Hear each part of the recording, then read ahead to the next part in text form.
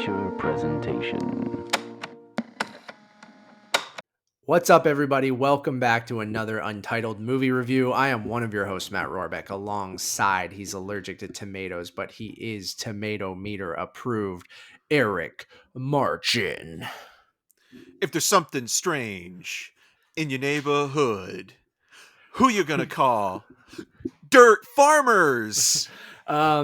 Bustin' does indeed make me feel good, Eric. Today You say that all the time, and I'm like, Matt, I don't need to know about your private life.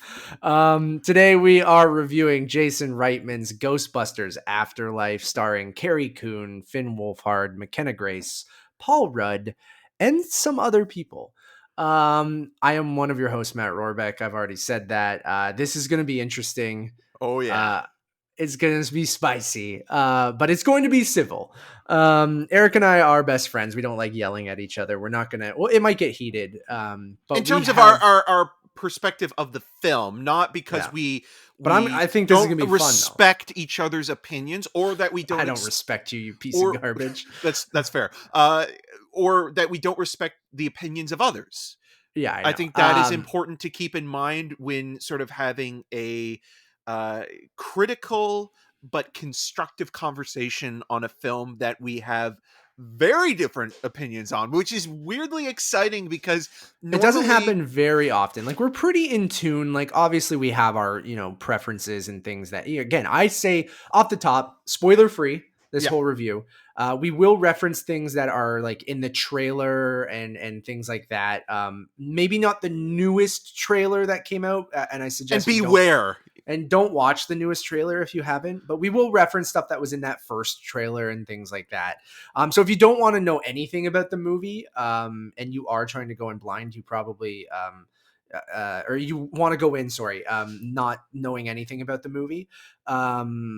I would say you probably shouldn't even listen to this, and you probably aren't, because you are trying to go in. Come back after you've watched the film. So that being said, spoiler free as much as possible, and Eric and I will be doing a spoiler conversation on the Conversations channel that will drop after the movie has come out, so everyone had a chance. So whether it's the Friday of the release, because the Thursday night people can go see it. Well, Thursday evening, because I think Wednesday actually. IMAX showings start Wednesday actually. Yeah, and then Thursday it's screening at like 5 p.m. in certain So maybe places. Friday morning we'll probably drop the spoiler conversation, because I feel like in this review we'll give our top level thoughts of what we felt. We've kind of already alluded to that, and give you reasoning, obviously, but a lot of this stuff I feel like we'll need to have a bigger conversation with, with the handcuffs off, where we can talk about everything that happens in the movie, because and get specific with our characters, criticisms, and plot points, and things like that, and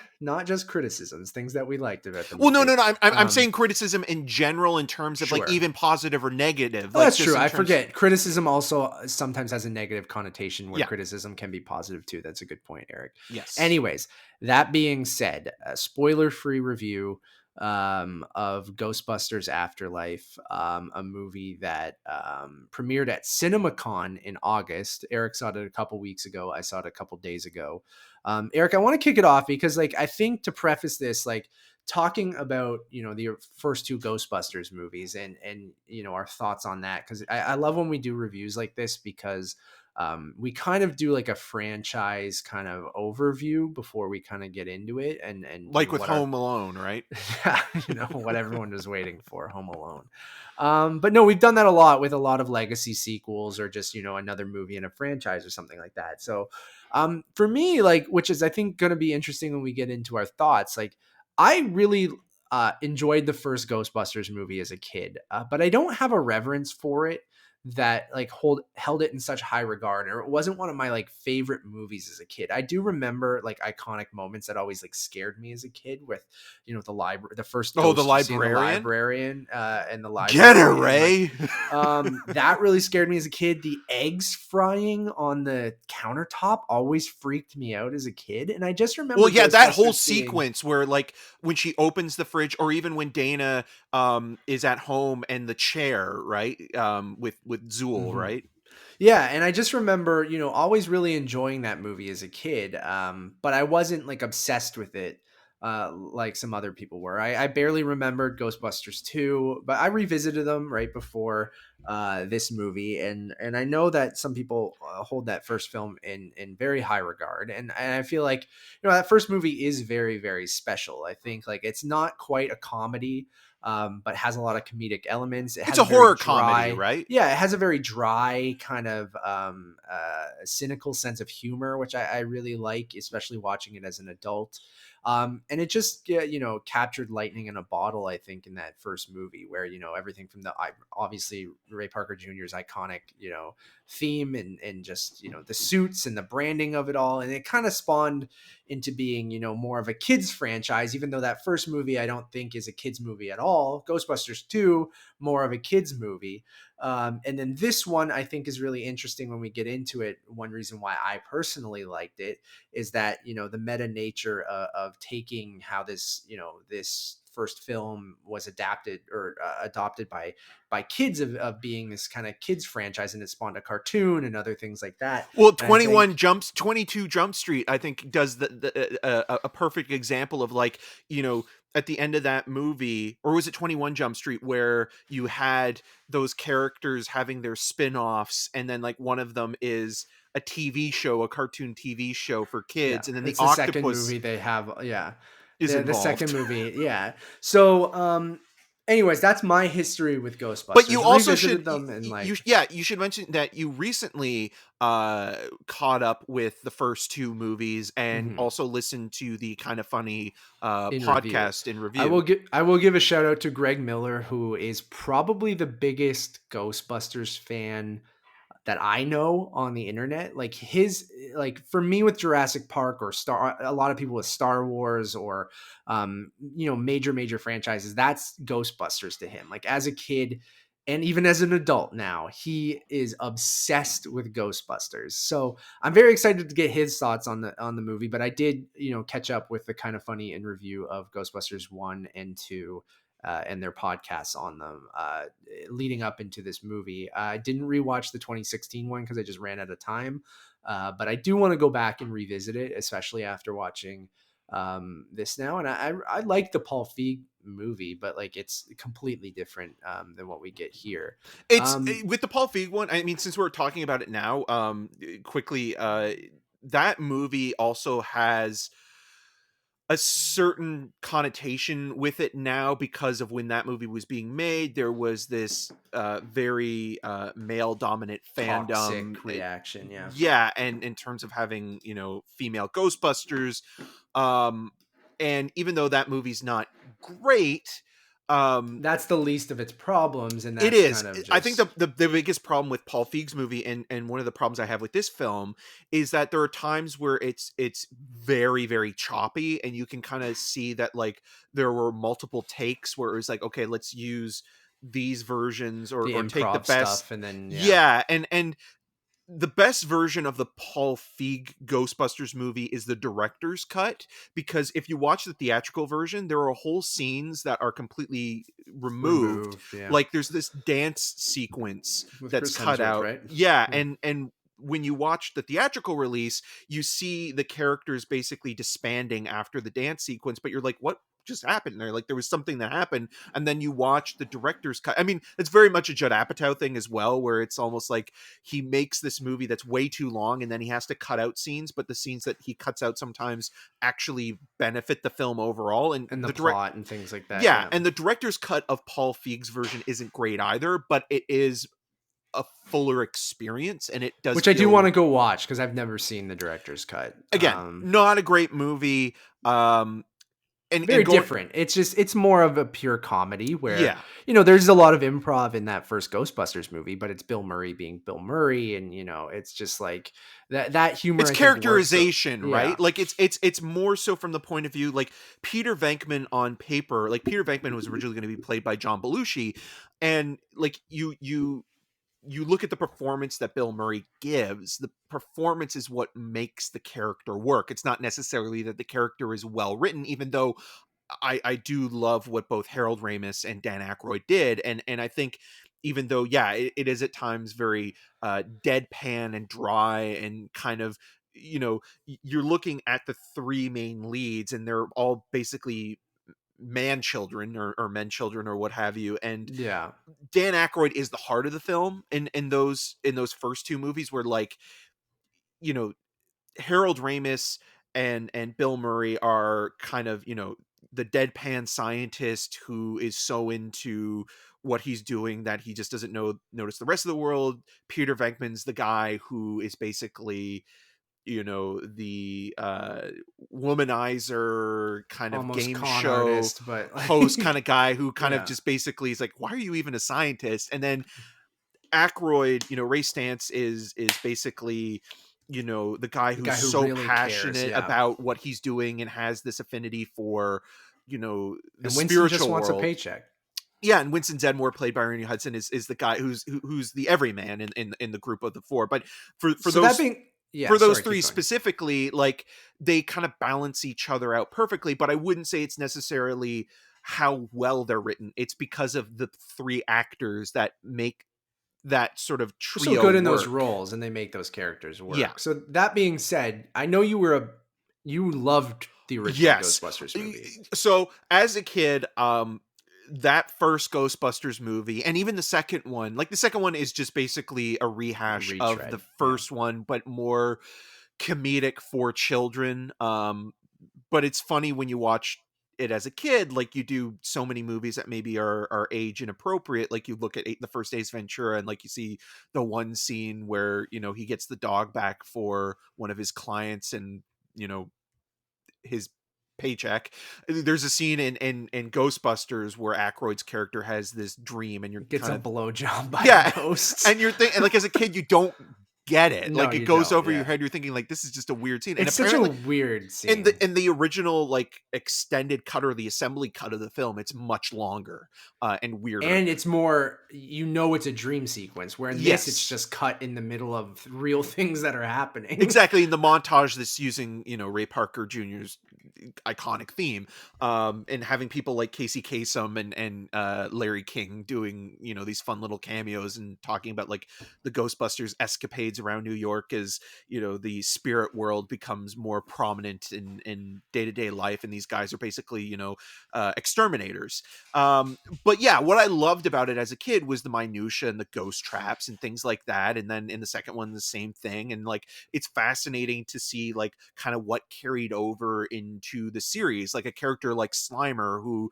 is the first ghost that they really kind of capture and go through the process and things like that. But then he became prominent within the cartoon series, and then the cartoon series having more of a life in terms of developing, the characters as quote unquote individuals within the series, and having, really good writers like J. Michael Straczynski, who went on to write and create the Babylon 5 series and things like that. Like, there's one really great episode where it is a quote unquote meta episode where the Ghostbusters go to California to be consultants on their own film, and then at the end of the movie they play the opening scene with Bill Murray, conducting his experiments, and Peter Venkman saying like, oh, he doesn't even look like me, which is funny because none of the cartoon characters look like their actual versions, with the exception of maybe Egon a little bit, other than like the hair. But like, even that's interesting because McKenna Grace's character in this does kind of look like a young Harold Ramis, which is obviously intentional, but she does almost have the cartoonish kind of look, the way that Kate McKinnon did in the Paul Feig version, which the Paul Feig version was specifically referencing the real Ghostbusters, and then Slimer in the real Ghostbusters, which is probably the worst part of that franchise. But then, like, as a kid, when you're watching that series, you don't realize that Lorenzo Music voices Peter Venkman in that, and he also voiced Garfield in the 80s version of the Garfield series, and then Bill Murray would voice Garfield in the live action versions, and then Arsenio Hall voices Winston Zeddemore in the first 5 seasons of the real Ghostbusters before being replaced. So like, fun things like that are there. And then like, as a kid, I just found that franchise to be fun. I love Bill Murray so much, and like, you look at him now, he's a very problematic character, but at the same time, there's enough charm there. And also, I think that the script is smart enough to know that he still is a loser. Like Yeah. it never portrays him as necessarily heroic unless it needs to kind of absolutely, trump evil. Like in terms of his personal life, he's completely, just oblivious to how I idiotic think he all of the is. Ghostbusters, I think, feel very human, right? Even though they are Well, they're heroes and like, caricatures, right? Like mhm. they're it's the classic 80s thing of the slobs versus the snobs, and they're all the quote unquote the slobs, the guys that are there to help you. Like the tagline on some of the posters and on the original DVD releases were like, we're ready to believe you, and then in part 2 it's, are you ready to believe us? And um like that stuff is a lot of fun and what have you. But yeah, there was just a special place that I always had with the series as a kid. But as you grow up, you also realize that like Ghostbusters, with the exception of the cartoon series, is is like a franchise like Terminator. It was of its time. It doesn't really necessarily lend itself to a franchise. Like you look at the first Terminator movie, it's basically, sort of a elevated version of a slasher movie, and that Yeah, was sci-fi slasher. Yeah. yeah. The first Ghostbusters movie was never intended to be anything more than, a launching pad for, Bill Murray, and something that was going to be a fun horror comedy, and then turning it into a franchise. I think, the second film is just a rehash of the first movie, even though I still love the film quite a bit. And the guy who doesn't get enough credit for this, and we were talking about it in LA, is Rick Moranis. I think Rick Oh God, Moranis MVP of almost is both movies. Definitely the is second movie. amazing. Well, even in the first, I think he's such Oh, he's so a good in both. Yeah. likable, dorky, you know, weirdo that Yeah, lives next door it's to great. Dana, Sigourney Weaver's character. But yeah, I think it's also a great, like the first Ghostbusters is also a great movie for kids that are maybe interested in watching horror films, but maybe aren't ready yet for the hard R stuff.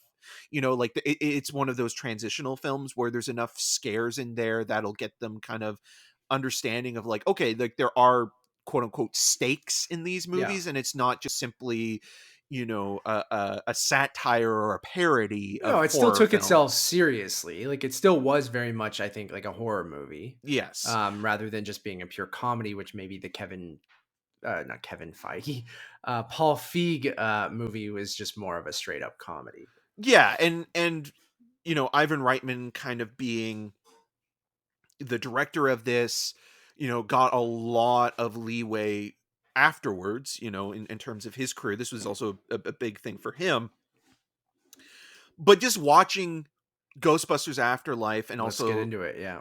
but also even Paul Feig's film, I just feel like these movies were best left to the 80s. I think that this is not really franchise worthy in the same way that the Terminator movies have continually stopped and started And to the keep point where trying even it's like after just give failing it so up. many Yeah, times. like Yeah. even like the Terminator never had a cartoon series, but like they had action figures for kids, and they even tried a series in the the mid 2000s, and like it just kind of is like, learn when to let things rest.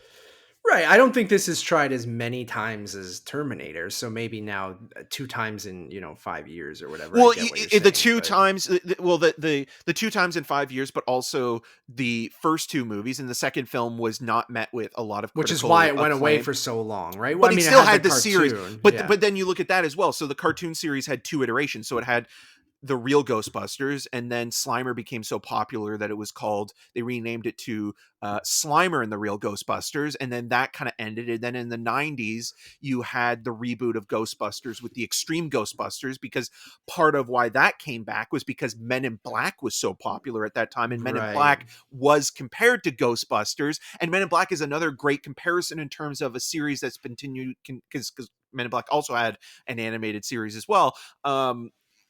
Having those characters and that series, which is not really a great series either, extended because you had Will Smith, who is, you know, a superstar, still is, but on a level that was like, you know, that was kind of one of his franchises at the time. So that's why they kept it going for as long as they did. And they also tried to reboot Ghostbusters recently, and look how that did. Also with Chris Hemsworth. All right, let's get into it. Ghostbusters Afterlife. How much do we want to say about the? We can give a little plot synopsis, and we'll go into it. Yeah, so you have Carrie Coon, McKenna Grace, and Finn Wolfhard playing a family of three, who are living in New York, and they have been recently given notice that they have to leave. Carrie Coon's matriarch is basically, you know, struggling to make ends meet, and she is doing the best she can. And she has two really good kids. McKenna Grace is basically a young genius, a baby genius, if you will. And Finn Wolfhard is your classic teen, you know, good kid, getting into a little trouble here and there, but nothing serious. And they recently learned that the grandfather slash father has passed away and has left them his dirt farm in Somerville, Oklahoma, which is basically, you know, a small town in the middle of nowhere that nothing ever really happens, or does it? As they move in, they start to realize that creepy, unexplained phenomenon is happening. Things that actually happened back in 1984 that seem to be resurfacing again. And slowly but surely, they find out that maybe they're on the precipice of something truly horrifying, and something that is basically a doomsday scenario. Yeah. Do you want to kick it off, or do you want me to? I think you should kick it off, because I think that starting with a positive will help in terms of the people watching this, who are probably also very positive. Again, Positive or excited. They're excited excited for the movie. I love Ghostbusters. I just want to say that now. So I'm coming from a point where I really enjoyed Ghostbusters as a kid, but I don't have, like I said, that reverence that carried throughout my life of Ghostbusters being, you know, that an Carrie iconic Coon's movie throughout your life. I mean, I love Carrie Coon. Oh, she's amazing. Yeah. But I don't have that, you know, even that I have a little bit of nostalgia for it, but it's not like Star Wars or Jurassic Park or you know, movies of my youth that I'm like, again, Jurassic Park's another great example where that has had worked, difficulties. And there's a lot of similarities to this with Jurassic World, I think. And you know, me seeing Jurassic World the first time, I really enjoyed it. The more I've watched Jurassic World, I've softened quite a bit on it. We'll see if that happens here, but I will kick it off. Well, you're not the biggest fan of Italian-American actor Chris Pratt. Yeah. We already brought up Garfield once. We don't need to do it again. I loved the movie. I really, really did. And I think why I loved it is because it feels, you know, it's retreading a lot of stuff from that original movie, and it's doing the classic legacy sequel nostalgia kind of bait kind of thing. But it's what I talked about of the first Ghostbusters movie, taking itself seriously, being a horror sci-fi movie first with comedic elements, and then just still being a really, you know, solid character driven, you know, fun movie. And I feel like this movie then takes that, you know, everything we've gotten in all of these kind of legacy sequel things, but does it in a really kind of interesting way, in a meta nature, where I really like that first movie was kind of co-opted by children. It wasn't necessarily a kids movie, starring a lot of SNL alum. It has a lot of dry humor that I don't know if kids would have necessarily even gotten at the time. It's the power of syndication too, because it played a lot on cable after the theatrical release, and that's where a lot of kids found it. And that's ultimately why Ghostbusters 2 was a little bit more kiddie than the first one. That being said, taking this and focusing around children, I think was really, really smart. And it has that sense of discovery throughout the whole movie. And I think I will argue that, you know, the nepotism with Jason Reitman, I think weirdly works here, because Ivan being his dad directing it, and the way that the characters in the movie are discovering their family history and discovering, you know, how to, you know, follow in the footsteps of their, you know, of their grandfather. I think there's this meta quality of then that first movie being co-opted by kids, having this focused on kids and being the perfect launch pad for, you know, a franchise that I do think has withstood the test of time. And I know you kind of disagree and feel like it should have been left in the 80s. But for me, I still think that it's an iconic movie that, everyone knows about. It kind of went away for a long time, was loved by kids and adults, but then just kind of disappeared. And I feel like the movie is playing on all of that. And I really kind of love McKenna Grace in this movie, and um, mimicking what I was talking about of being this forgotten franchise, this thing that's covered with dust that, you might have watched because your parents liked it, or they liked it as a kid or something like that. But maybe you've watched it, maybe you haven't if you're a kid. Because I will say that I think this is a family adventure movie.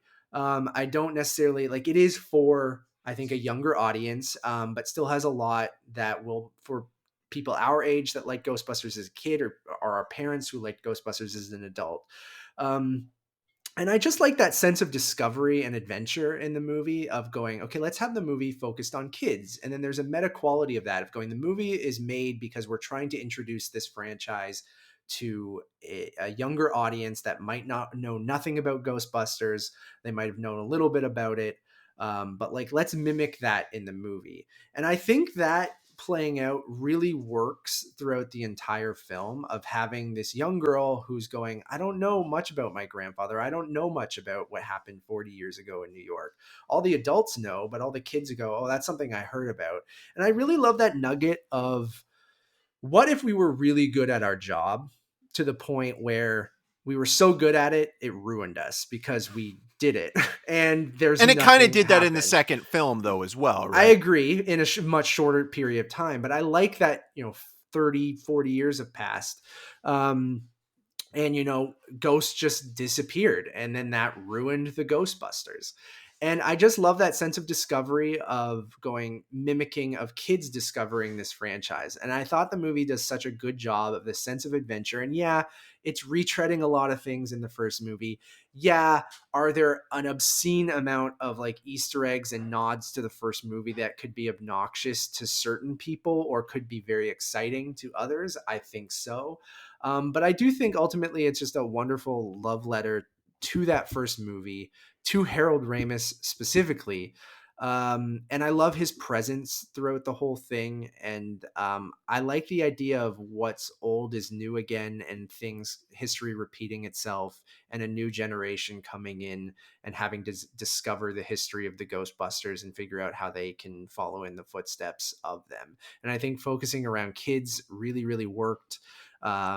I personally loved the look of the movie. It has that kind of, thing that's maybe been overdone with that Stranger Things kind of vibe, even having Finn Wolfhard in the movie, obviously, and um, preying on nostalgia and just that kind of look of. I mean, Eric, we talk about this a lot too. Of like, I love, the small town USA kind of thing, and an event happening in a small town. So all that especially stuff, when it's horror based, right? Like especially when it's genre based, like Tremors, like we The watched Blob, recently, the the Blob, remake. like, and I feel like that stuff really works in this movie, of these people coming from New York and going into this small town, feeling, not fish out of water per se, but like But this, there's a little bit of that, right? a Like little bit. basically acclimatizing to their new surroundings. And I feel like that stuff helps break that, it is very much the same plot as the first movie, just new people experiencing it. And I think having a different setting that's completely different than New York in the 80s, but still having, um, that kind of intimate feel. I think I really loved it being this, this very, very small town up in the mountains or whatever. And, or no, not in the mountains. It's in upstate New York or something, right? Is that where it is? I forget. Like, No, it's it's still in Somerville, Oklahoma. Oklahoma. Okay. My Yeah, bad. but it's actually Alberta where they shot it. Okay, cool. But Yeah. anyways, I'm going on a bit, but like, I like No, that. keep going, man. It's just, I really did love that small town vibe, and that's just something I really, really dig in movies like this. And I think that was so smart to kind of differentiate it from the first movie, especially when you have a lot of plot elements that are similar. So I think focusing it around kids, changing the setting, but then also just feeling like there's this love towards that first movie that I do think wasn't necessarily forgotten, but was left in the 80s. That kind of makes sense with Jason directing this. And, you know, I Well, love, Jason's in part 2 as well. He's one of the yeah. kids at the birthday party. And to me, like, I don't love nepotism in Hollywood, and you know, you could say like, oh, okay, of course Jason Reitman's directing this, but I do like him showing another side of him, of making, you know, a movie like his dad would have made, kind of thing, because everything he's done before this, you know, has some dark humor to it, or is a drama, or something like that. And you know, he's had some fumbles, which is probably why this is a safe choice for him to do right now. But also following in the footsteps of your dad and living up to this iconic kind of movie, I think, you know, wasn't necessarily an easy, you know, thing to take on. And I think he does it really, really well. I liked and you'll probably, everything I'm saying, you'll give the opposite side of it. And I'm No, not totally necessarily. totally No. ready for that. And there are some things that we will agree on, but Yeah. loved the score. Like, I think the use of not necessarily the classic Ray Parker Jr. theme, but like the pieces of score The Elmore from that Bernstein score.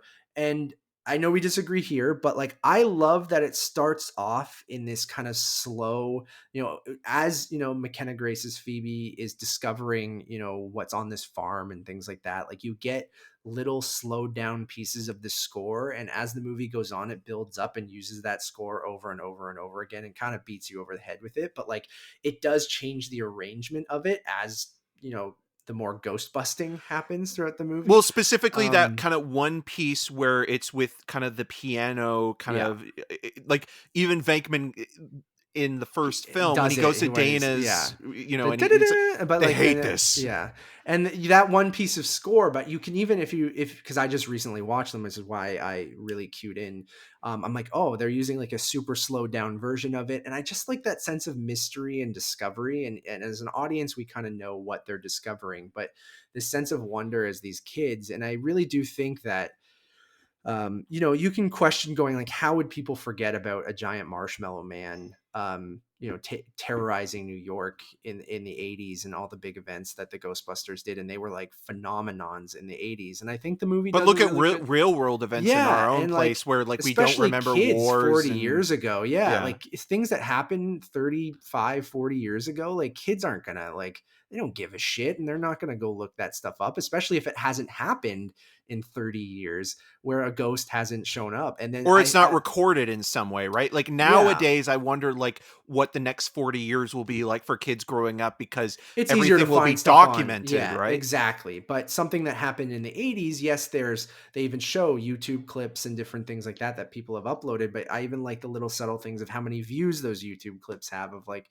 not that many. And I really, you know, it is retreading a lot of the same ground, but I think putting it in that new perspective of the kids in a different setting, I think really, really works as that kind of meta thing of going, just like in the movie, we are introducing this to people who might not know who the Ghostbusters are. And it is very much a kid's adventure movie. And I think the action is cool and exciting. I like you know, I love Paul Rudd and Carrie Coon in the movie.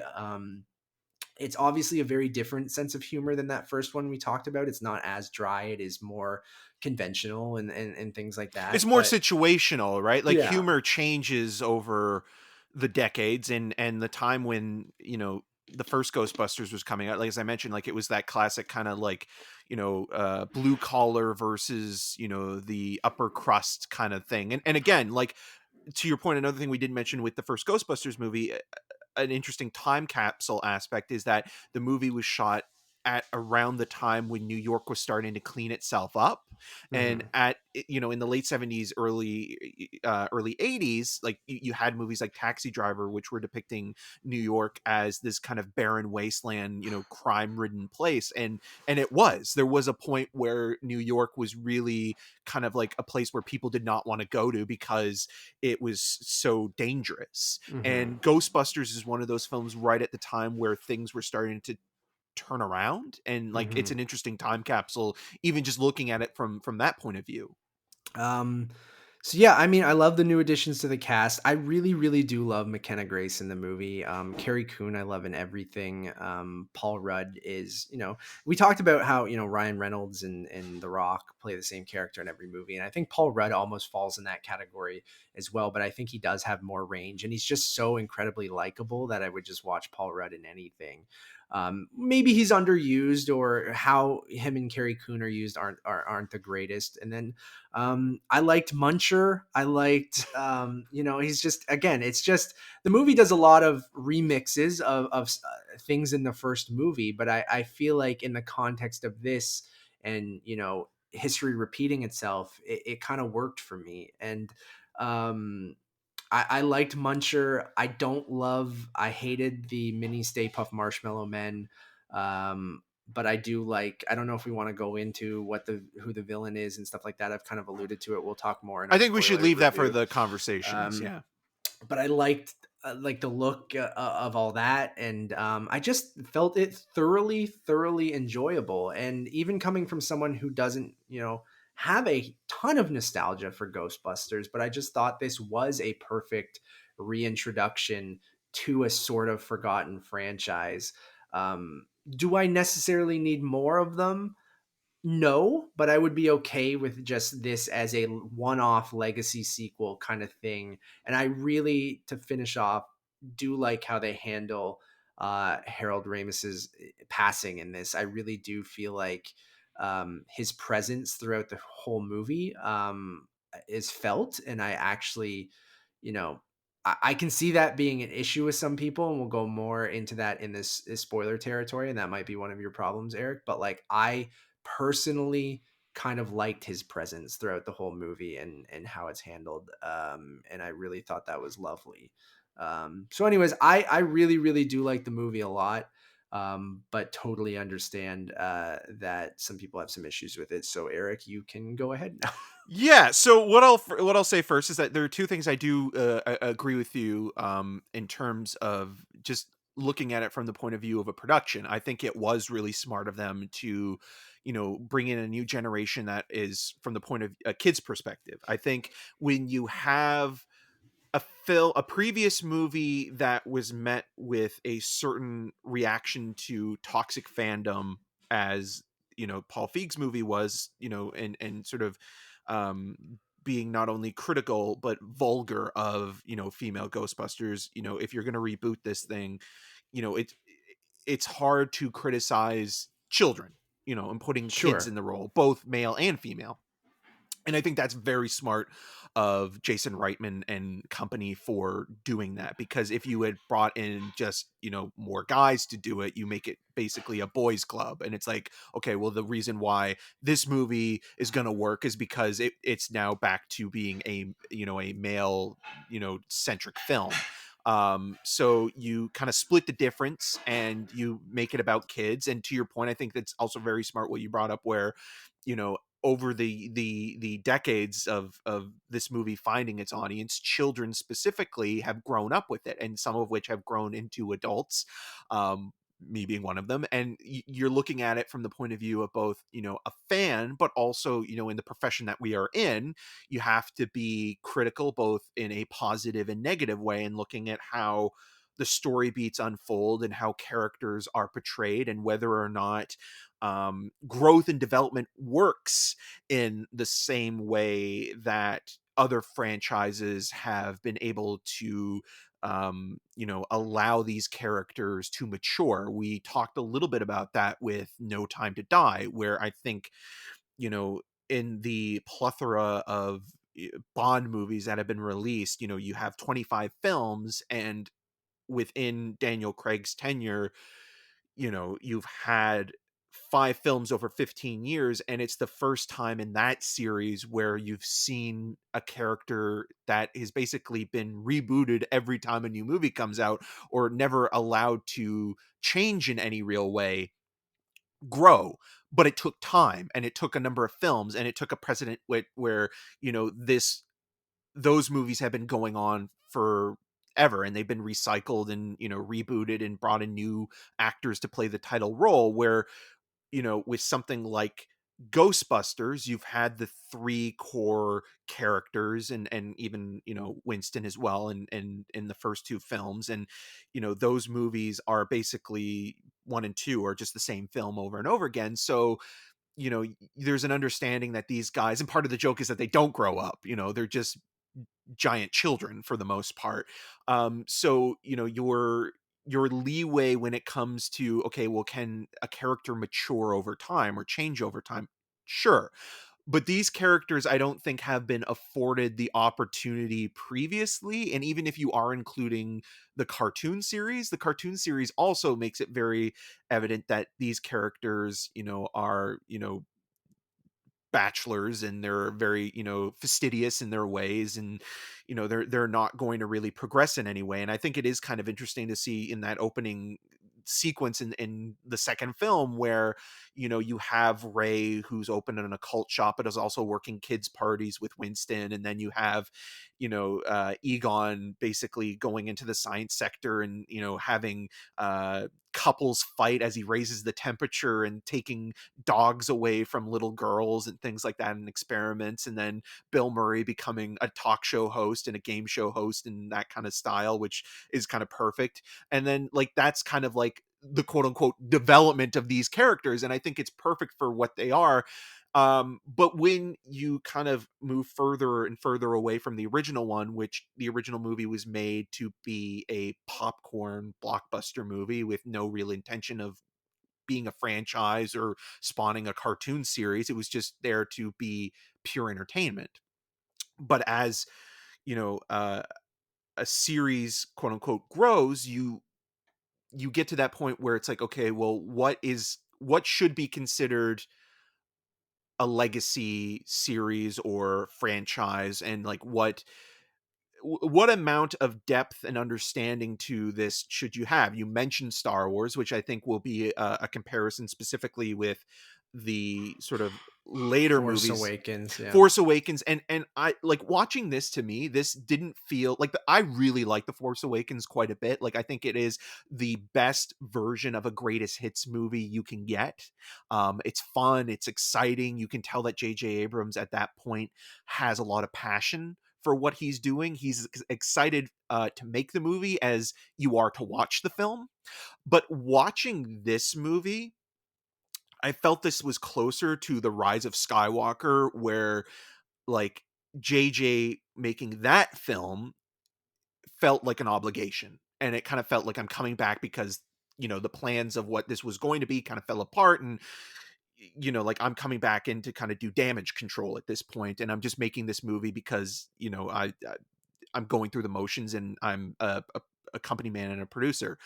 I felt this way watching Ghostbusters Afterlife. The other thing that I agree with you on, I think Jason Reitman gets a bad rap because of the nepotism. Sure, there are really wonderful filmmakers and wonderful actors that are the sons and daughters and non-binaries of people that we either respect or have liked other work before. And it still makes sense because they're learning from great people. Yeah, too, like I I like I love Sofia Coppola.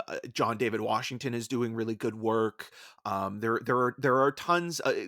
Like I understand there are some people that like are basically coasting, off of their parents or their grandparents. Don't reference Scott Eastwood.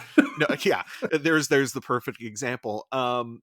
But Jason Reitman, to your point, has made some really good movies. I mean, I think Thank You for Smoking is a really solid debut. I think love Up in the Air. Juno is not great, but it's solid for what it is. It's been a while since I've watched that. I think, you're wearing the Pan Am shirt.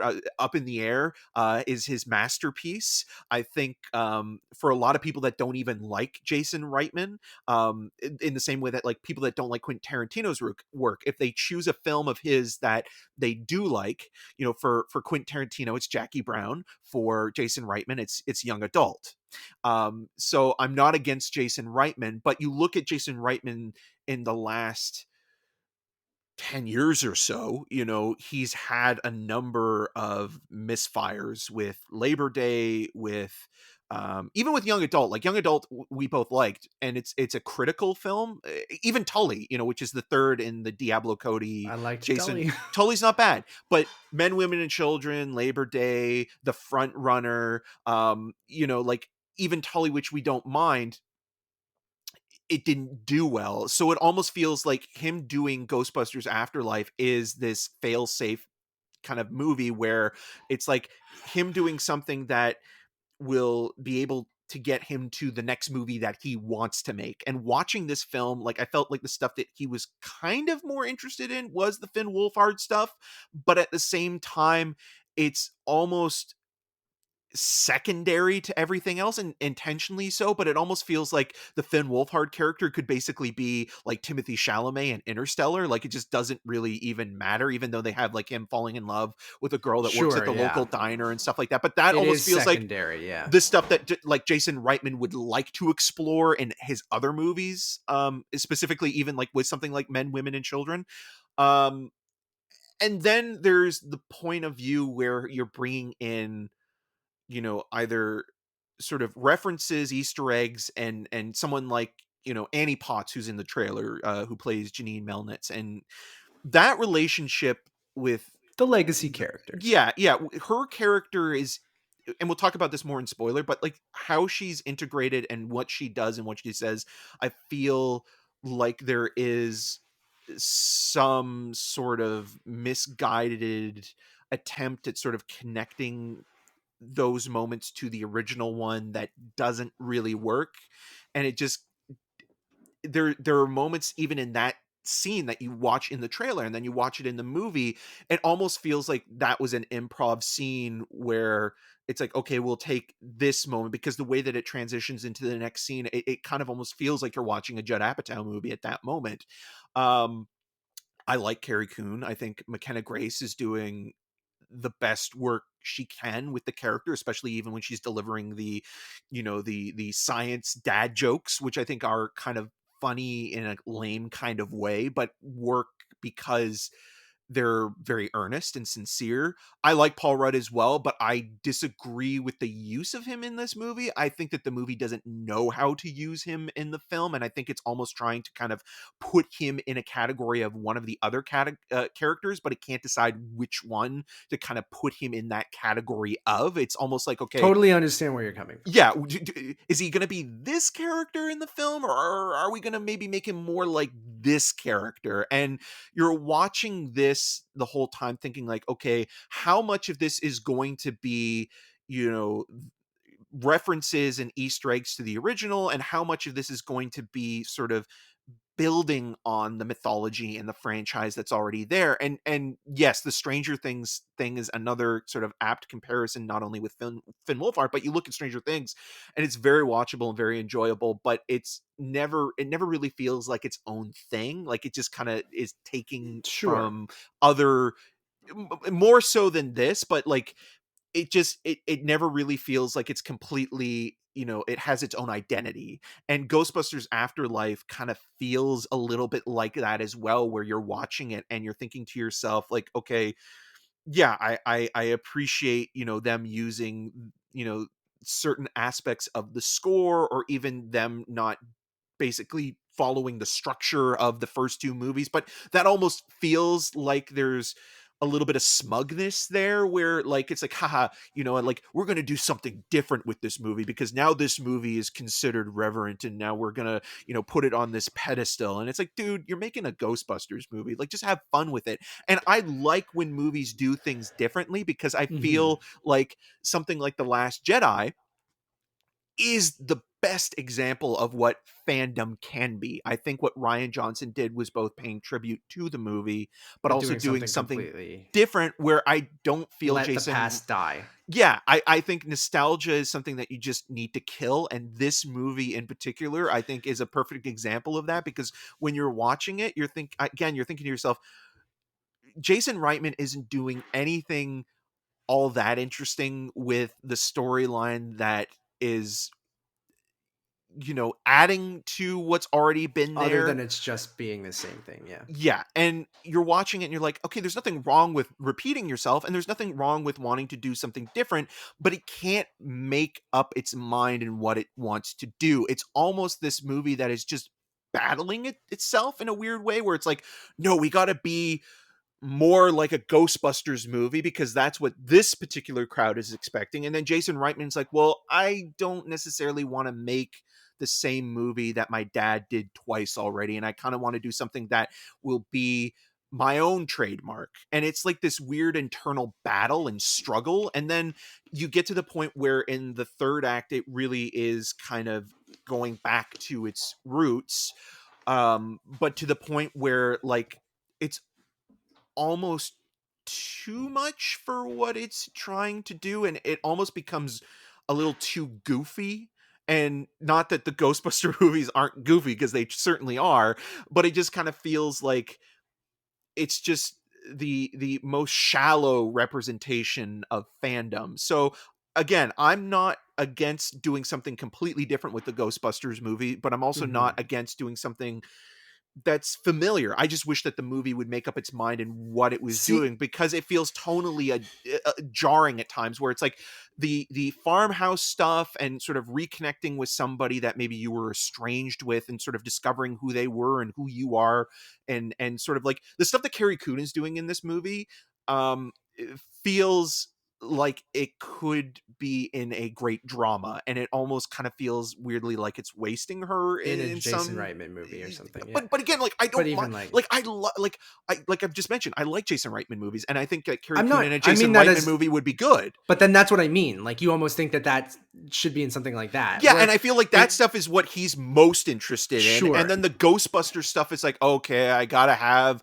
a Slimer adjacent character named Muncher in this See, thing, and you're or just like, if I can interject just yeah, a sure. little bit, like I totally understand where you're coming from, but to me, I don't know. I just saw it from a different perspective. Where this being this reintroduction to this franchise, I was okay with a lot of what you're saying, is because this being the first one, and if they want to continue it into a franchise, I think just like Last Jedi, this is to me the Force Awakens, where I agree with you with everything you said about JJ, and I do like Force Awakens more than I like this movie.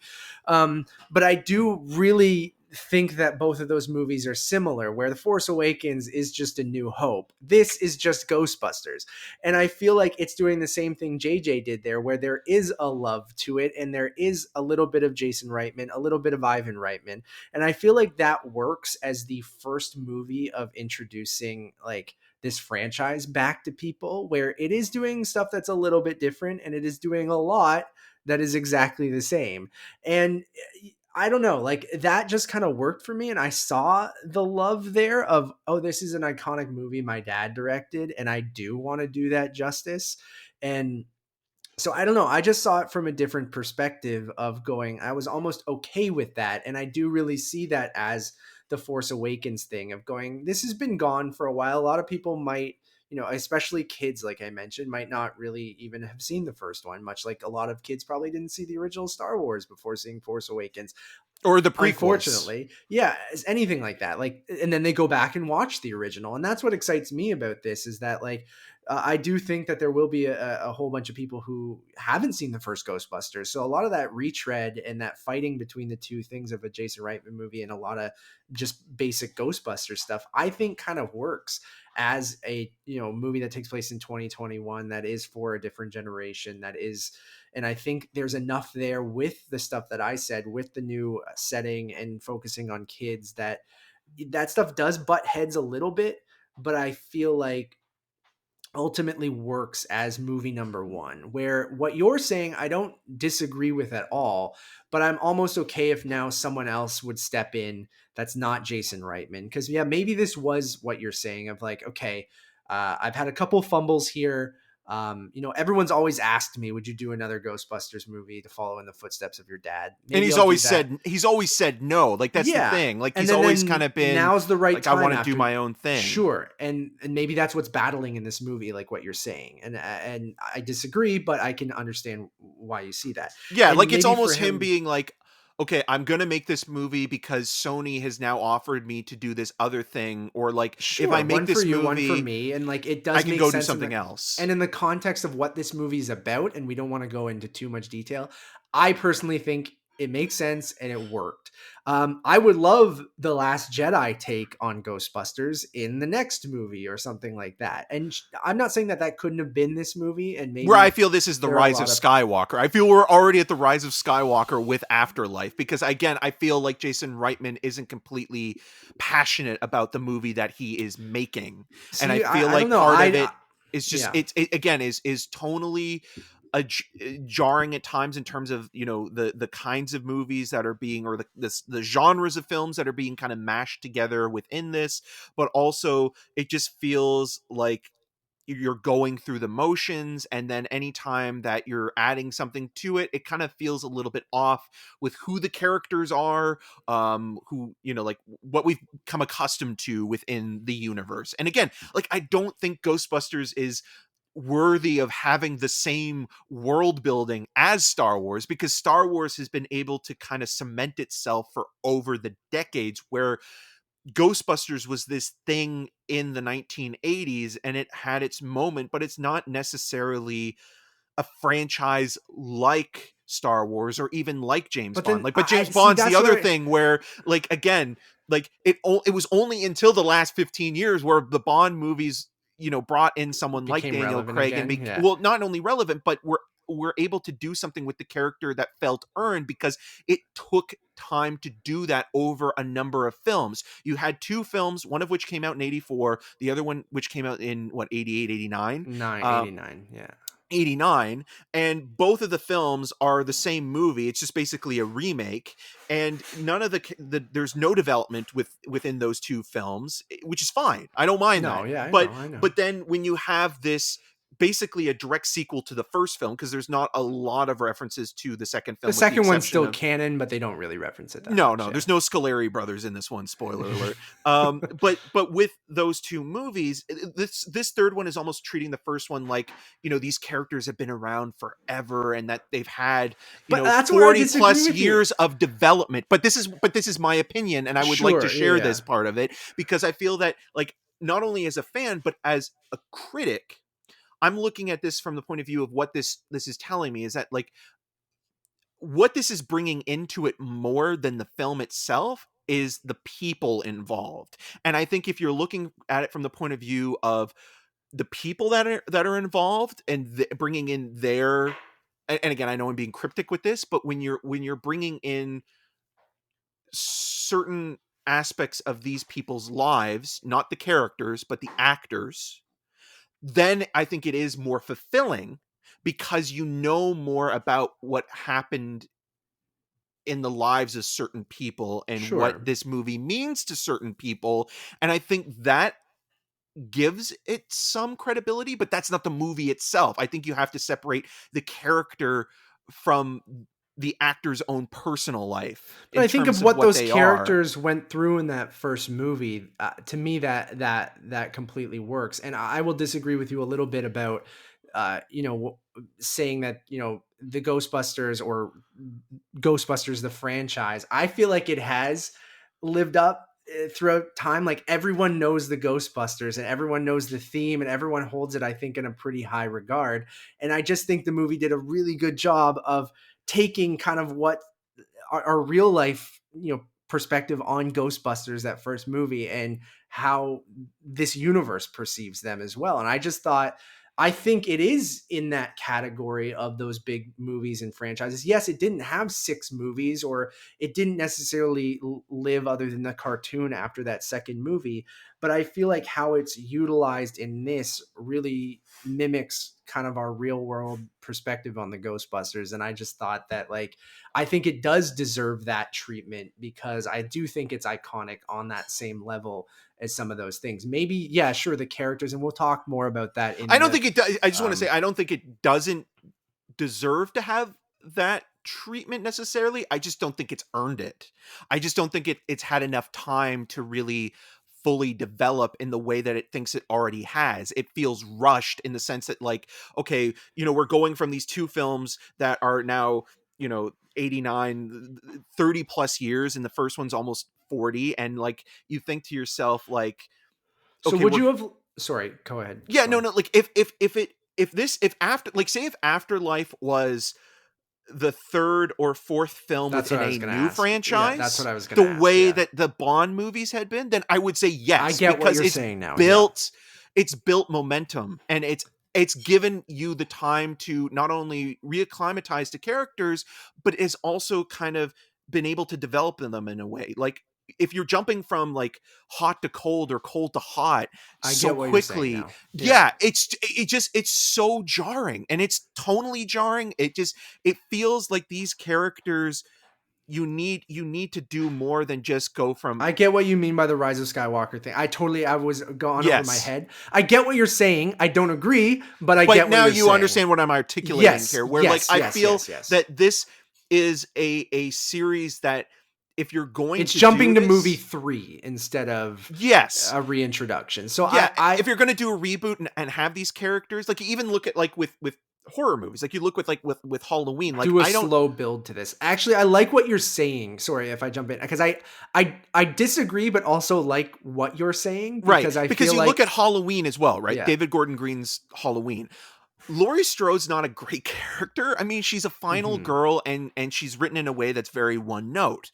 But the thing that what brings some personality to it is that Jamie Lee Curtis, and again talking about nepotism, you know, being the daughter of Tony Curtis and Janet Sure. Leigh, Mhm. um, was a good actor. And even though you know, we look at what Laurie Strode becomes in Halloween and Halloween Kills, which is kind of basically like an Ellen Ripley, Sarah Connor riff. It's not necessarily the character that we like. No one. She's still one note, even though she has become kind of like a doomsday prepper, you know, waiting for And there's this a lot moment of to think. filling in the gaps you have to do in your own head of how she got Exactly. there. Yeah. And that's another movie where, like, even though I actually, you know, I'm saying this and You I really do like sound, that movie where you I don't sound like this one. hypocritical, Yeah, yeah. but that film is kind But the of playing in a way that characterization of doesn't that legacy doesn't character you don't no, like. no, Yeah. no, and it doesn't treat the film like Halloween doesn't treat itself like it's like this great self-important film, where I do kind of feel that Reitman is kind of putting this on a pedestal a little bit, where But I like think his dad directed it, and that's why I kind of like that. But I get what you're saying.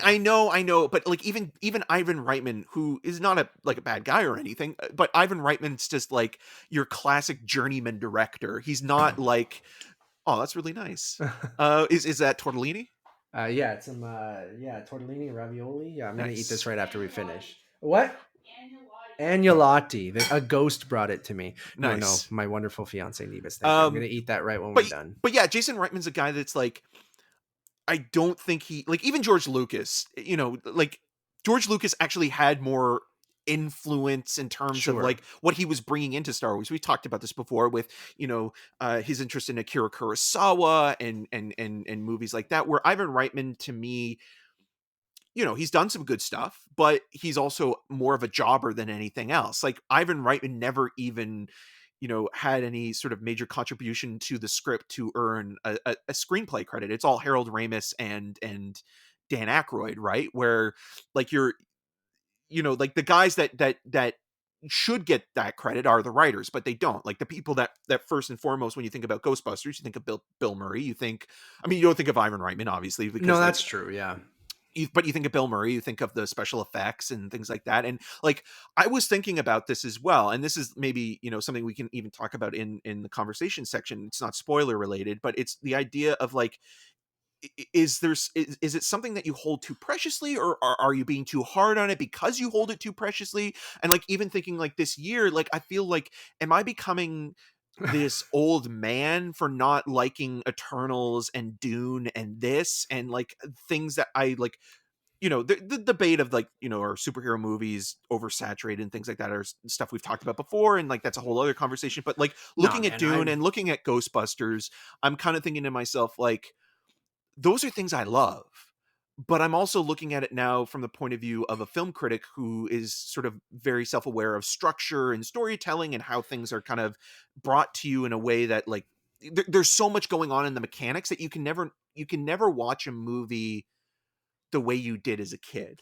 Yeah, but I think that's natural, and I totally Yeah. understand what you're saying, and I thought of the same thing, and I didn't go in going, I'm going to love this because I'm on a streak of being kind of negative towards movies. No, we're just honest each time we see a movie. Does some of that come into play of your nostalgia or what you liked as a kid or your interests? I always argue it's subjective. All of that stuff's going to be come into play, even if you want to go, No, I am film critic. I will use my knowledge I learned in school, The and I will shield, tell the you, shield of criticism. I will tell you the technical reason of the academic reason of why this is a good or bad movie. I'm like, no, fuck that. It's all of that stuff is going to come into play of why, I like Which I think Marvel there's a perfect movies, balance and here. there is a balance. You still can bring a lot of that in there, and Yeah. we've seen a ton of movies. We both went to film school. We like all of that stuff, I think, comes into play, but also your personal likes and interests and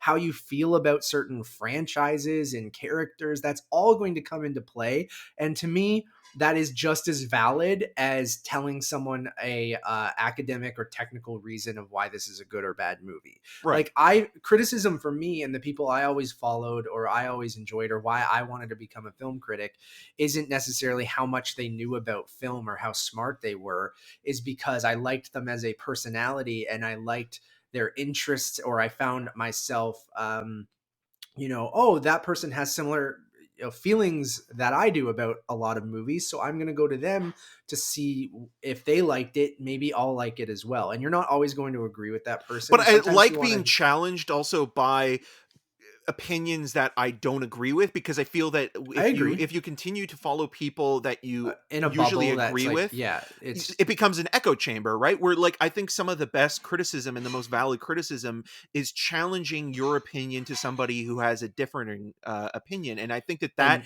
makes the world a better place in I terms of agree. And that's why I like these reviews where we disagree. It doesn't happen very often. And sometimes I go, oh man, like Eric and I mean, we spend enough time with one another and we are best friends. So we do happen to fall, you know, for the most part, we do, again, going back to personal interests, we have personal interests of things we like more or less than the other person. But a lot of the times we tend to agree. Not all the time. There's slight differences and there's reasons why we like a certain thing more or less than the but other I also person. find you're But open-minded to both art house and blockbuster cinema, yeah. where there's a lot of And people vice versa, online though. where it's like, no, I know, but there's like a lot of people online where it's like one or the other, And you that's know? why I like, we've talked about it, not to blow smoke up our own ass or whatever we're doing right now, a ghost up our own ass. But like, That's the sequel title, Ghost Up I My Own Ass. think, and that's why this review, which we will wrap up and we will tell people to go listen to our spoiler conversation if you want even probably another hour or more on Ghostbusters Afterlife. I think that's what's interesting because I think we both fall in that category of liking art house and Hollywood populist movies, but one of us leans a little on one side and one leans a little on the other side, right? Yeah. And I feel like that's what's great because we can always kind of meet in the middle and bring a different perspective on. And even though we agree, it's still coming from a different spot, or we might have similar opinions on something, but a slightly different perspective.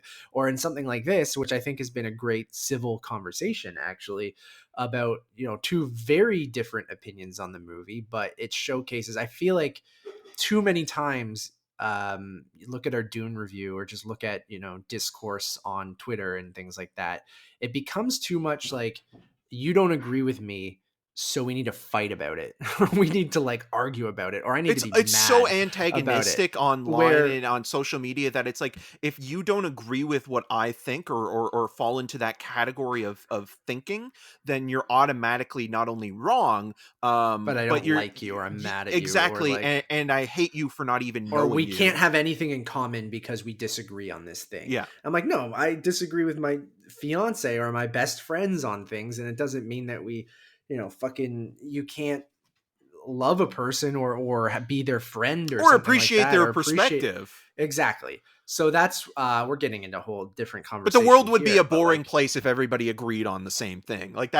that's I think So what it comes down to. And I also just think like it's interesting as well that like, I was somebody that really loved Ghostbusters growing up and had an yeah, affinity for it, and you were someone who was more of a casual watcher of it, and yeah. you really liked this version where I didn't. And like that's interesting as well, where like even with Dune, where it's like I loved Dune so much I as never saw Dune yeah, or and read Dune. but we both loved most of Denis Villeneuve's stuff, and But then like we both didn't like Dune. yeah. Like, so it's funny. That's what I mean. Like, I'll argue to the end of the earth that it's all subjective, and Oh, totally.